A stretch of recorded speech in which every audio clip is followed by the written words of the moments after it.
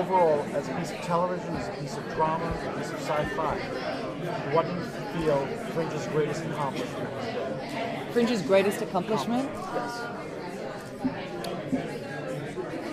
I think that, and this is not just because I love doing that, but I think when we ended season 2, and then when we began season 3, and when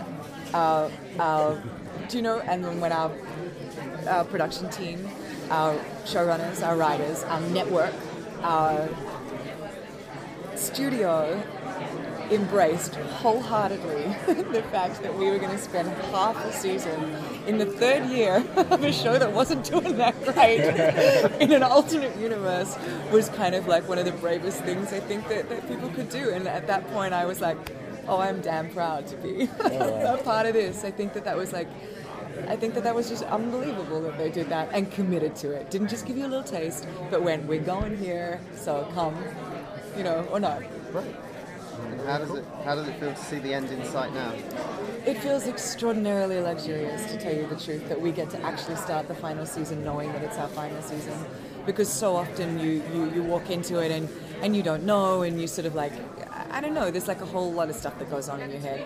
But I think for all the departments, for the writers and for the cast and for the production, there's like, there's no excuse. Like, we'll be putting our whole heart into it and not taking anything for granted. Do you hope there's closure, or do you hope it's sort of unanswered, or? I think because it's the end, I hope that there's closure. They're so funny because like closure and resolution are two very, very different things. And so I guess I should think about it. Do I want resolution or do I want closure? And maybe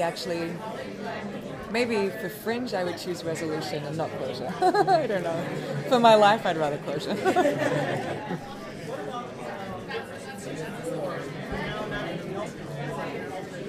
I know.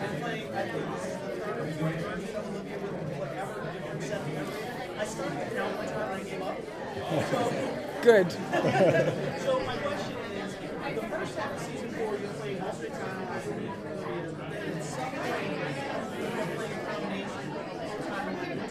I wish I'd known that when we started. I thought we were going to go back. I didn't even know what we were going to do.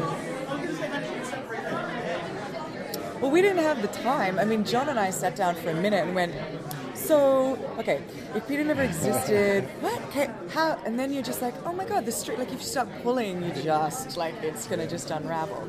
But I didn't know until they wrote it that this was actually the real timeline. And I should say that too, it's too late now because it's done, but I would have really liked to have known that because I would have done quite a few things differently, actually, had I known that this was the Olivia and that there was like a void in Olivia, as opposed to it just being a completely different timeline. Like what?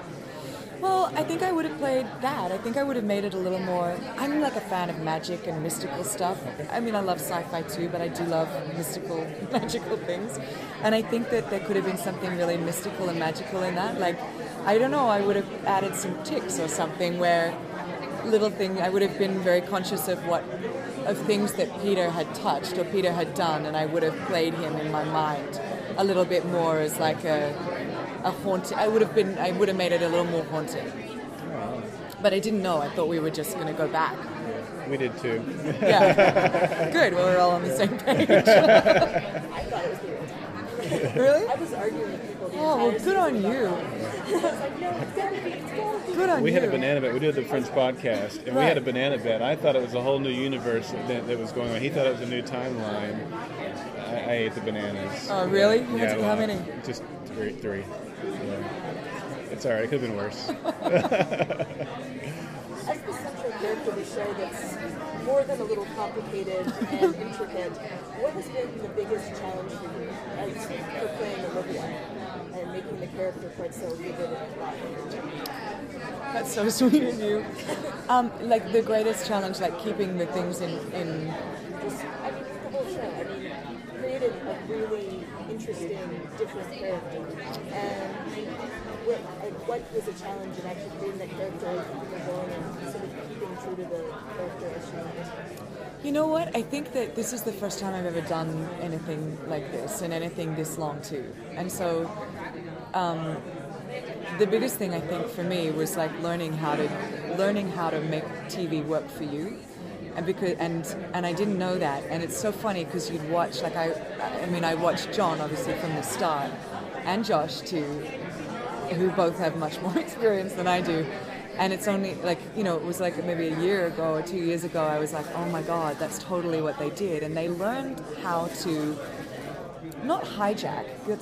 I don't mean hijack, but they learned how to kind of subtly push not their agenda, because that sounds negative. I mean, this is a compliment. It's like a positive thing. They learn how to kind of like bring the bits that they want to bring, or how to plant seeds a little bit better. And I didn't have that skill, but I think what I then, and again, and it's like the alternate universe I keep talking about, but only because it was like, okay, I'm just gonna jump, and then with the Bell stuff too, I'm like, well, I'm just gonna jump, because the worst thing that can happen is that people are gonna go, oh my god, that was so terrible, and it's one episode, move on. If it doesn't work, it doesn't work.